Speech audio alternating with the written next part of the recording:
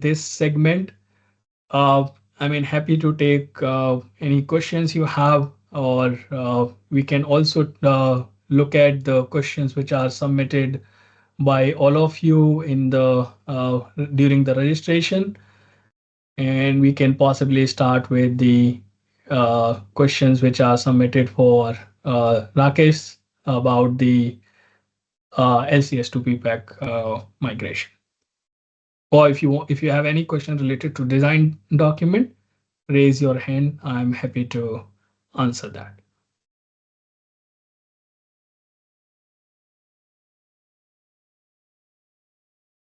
Okay, no questions.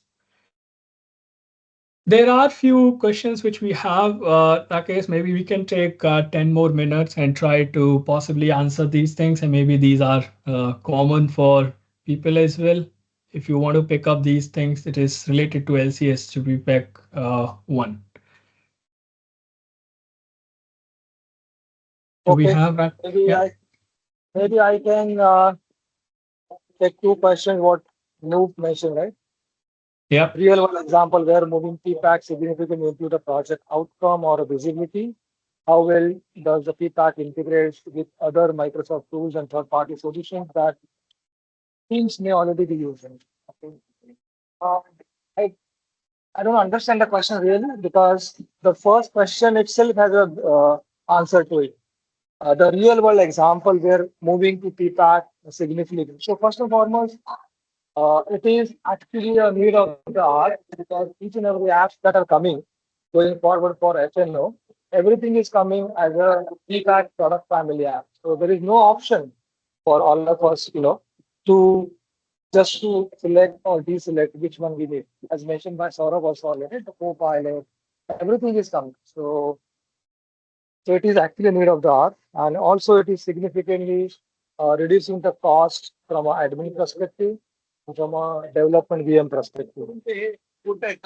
Second point, I didn't understand that how well does the PPAC integrate with other Microsoft tools. Can someone just summarize which tools that you're referring to?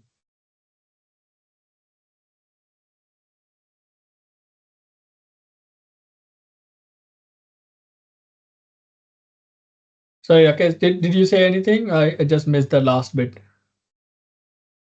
I'm saying what was the tool that we were referring to? I didn't understand what Anup mentioned, right? Yeah. Ah, Other okay. Okay. if Anup, if he's still there, maybe he can just elaborate more on that. Might. No, I think Anup is not here, but we can pick up. Like, do you want to answer anything else on this screen which possibly we did not cover? Let's say. Any... Yeah, maybe I can take the second one, which Raja has mentioned. One is that for a functional consultant, right? What are the Yeah. functional tasks to be aware of with PPAC model? So first and foremost, as a functional consultant, you need to understand the licensing models. You have to understand how that topology works. So if you're playing a role of architect or as a project manager, you should be fully aware what needs to be added in your project portfolio, right? So it is more of a awareness, although may or may not be having the persona and the role that you're playing, in my view. Okay, that that would be my answer to that question what Raja just asked. I'll take one more question. Uh, Yep. as a functional consultant, what Chetan is asking, right? What should we know apart from technical consultant? So I think I addressed that question partially earlier. I'll just see the Sulway question. I'm new to PPAC. As a functional consultant, what learning upon are available? It is mainly technical. Can functional consultant also play a key role in it? Does I think I partially addressed. Can you just move on to next slide? We see any unique question that probably will help everyone to understand. Why are we switching to PPAC? I think we talked about at length. And okay, I think that Hitesh has a good question. That we transition from LCS to PPAC. What are the most common pitfall teams face during the environment setup and governance, and how can we protectively avoid them? Okay, so it's a good question. So first and foremost, every organization, those who really wants to move from LCS to PPAC, they need to first address couple of points in addition to license. One is your data protection policy, DLPs, because anything and everything that you are going to attach to PPAC, it has to be a data protection policy attached. Second, it's a mindset shift, right? Everything is moving from LCS, right? In our LCS, we used to just provide a role of project manager or maybe a deployment manager or maybe a kind of a user, right? So those roles no more valid here. So we have a very specific role for admin and everything. The third point that you need to get ready proactively is assess the inventory of list of the Power Platform family products that you, whether it's a Power Apps, whether it's Power Automate, everything that you are using. Try to bundle it together and see how entire thing can work together. I think that readiness will definitely help proactively to address that. I'll take one more question. JIT is already addressed. I want to know the latest update on PPAC and is there any news or FNO Power Platform? 1 gigajoule cost to procure extra space. I think Yanendra, there is no specific news on this. Maybe you can refer to the latest October 2025 licensing guide if you need more information. What Venkat says, as we transition from LCS to PPAC, what are the most common pitfall? I think we addressed more or less same question. Any other slide here, or these are the questions, sort of? And there is one like, do we have to move to Git repo from VSTS to start using UDE?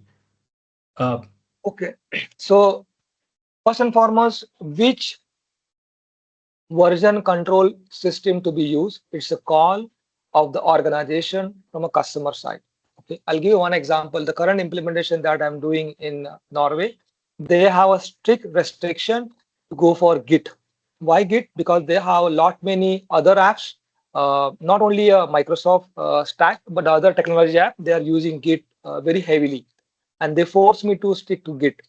When I try to go into the Git, although Git comes with a rich experience of Git actions and other features, but in FNO, from a unified developer experience perspective, Udaya, what I can see, those actions that we have is still not supported.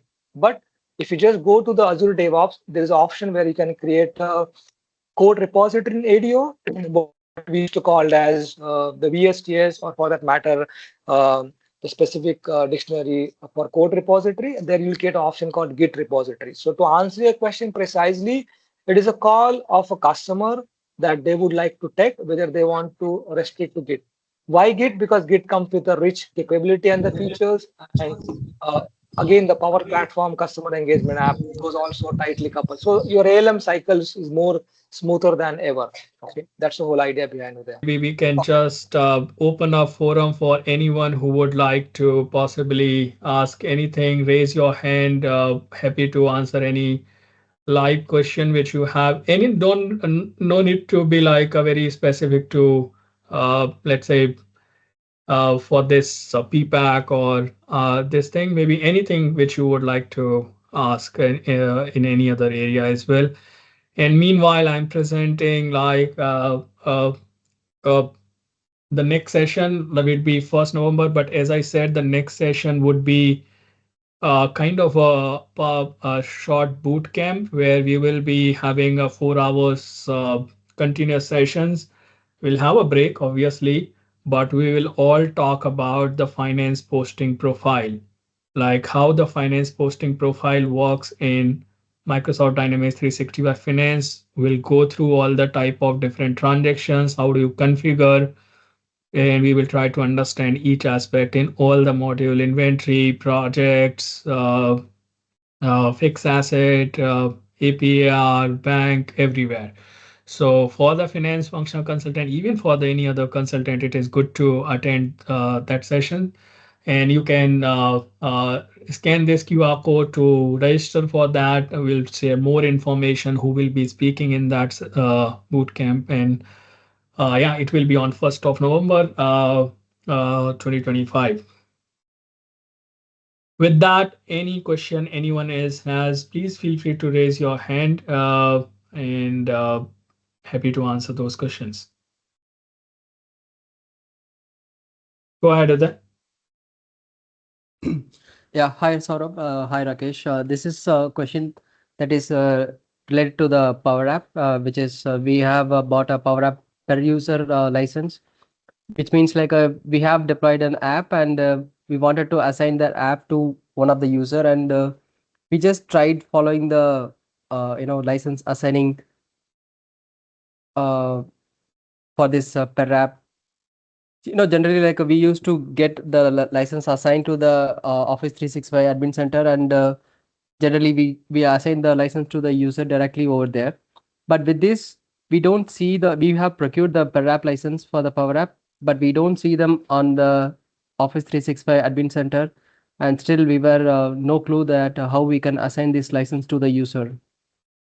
We just followed the documentation which provided by Microsoft, but still this one point we were not really clear how the per app license can be assigned to the user level. And the Maybe instruction Rakesh, that, you want to take? yeah, the instruction that you follow that was very specific for the per user license or per app. So this is per app actually. So Yeah, there is so an per option app. like we have a Power Apps per app license.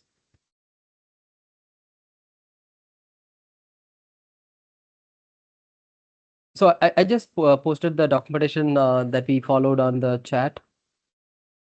Okay, let me just go through it. Yeah, Maybe we okay. can connect offline if that's the case, Udaya. I'll be Yeah, yeah, available sure. Yeah, maybe you can on Sure. reach out to Rakesh yeah. over LinkedIn and then ask that. Yep. Sure. Thank you. Thank you for the session, Rakesh and Saurabh. Yeah, no Thank you. problem. No Worries. problem, Udaya. Anyone else has any questions before we wrap up for today and talk to you next time? Feel free to share with your friends if they are into this finance work space. We would like to have those more attendees there to share that posting profile things. If no questions, then thank you so much. Three, two, one, go. We conclude for today. See you next month. Thank you, everyone.